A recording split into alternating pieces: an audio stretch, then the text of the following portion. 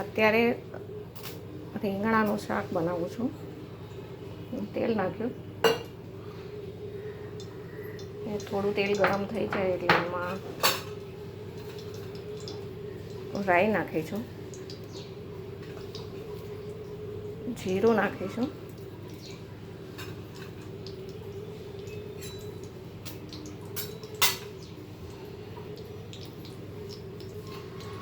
એકદમ તતડી જાય, ગરમ થઈ જાય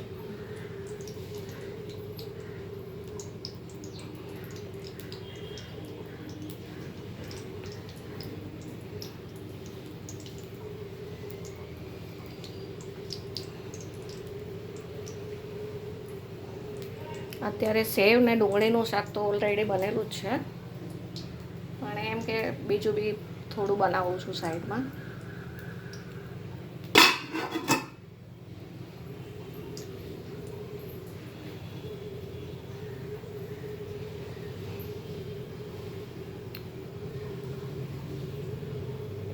એકદમ જીરું અને રાઈ ગરમ થઈ ગઈ છે,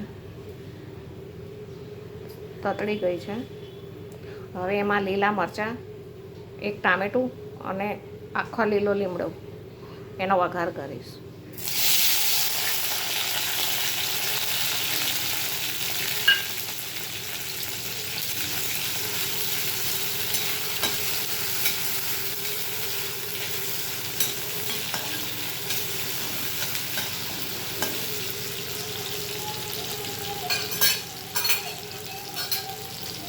ટામેટાની જોડે થોડું મીઠું નાખી દઈશું ને, અત્યારે જ મીઠું નાખી દઈશું એટલે ટામેટા જલ્દીથી ઓગળી જશે. સ્વાદ પ્રમાણે મીઠું.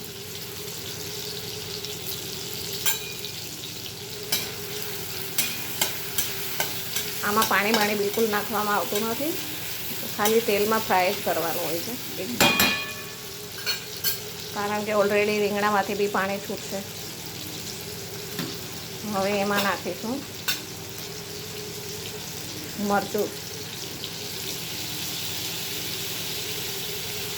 ધાણા જીરું, હળદર,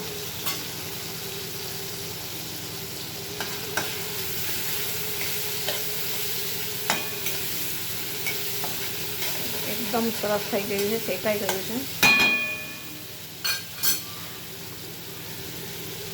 હવે નાખીશું રીંગણ, પાણીમાં ધોઈને રાખ્યા હતા મેં. આ શાક એટલું મીઠું બને છે ને કે બીજું કંઈ ન હોય ને જોડે તો પણ ચાલશે.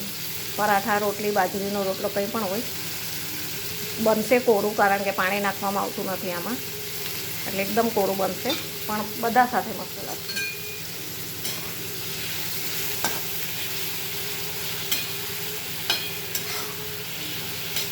એકદમ આમાં જ શેકાઈ જશે. એક ટીપું પાણી નાખવાની જરૂર નહીં પડે, કેમ કે રીંગણમાંથી પાણી છૂટવાનું જ છે.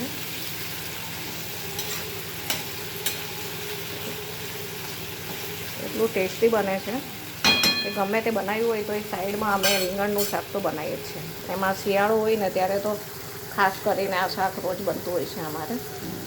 હવે એને ધીમા ગેસે થવા દઈશું, ઢાંકી દઈશું.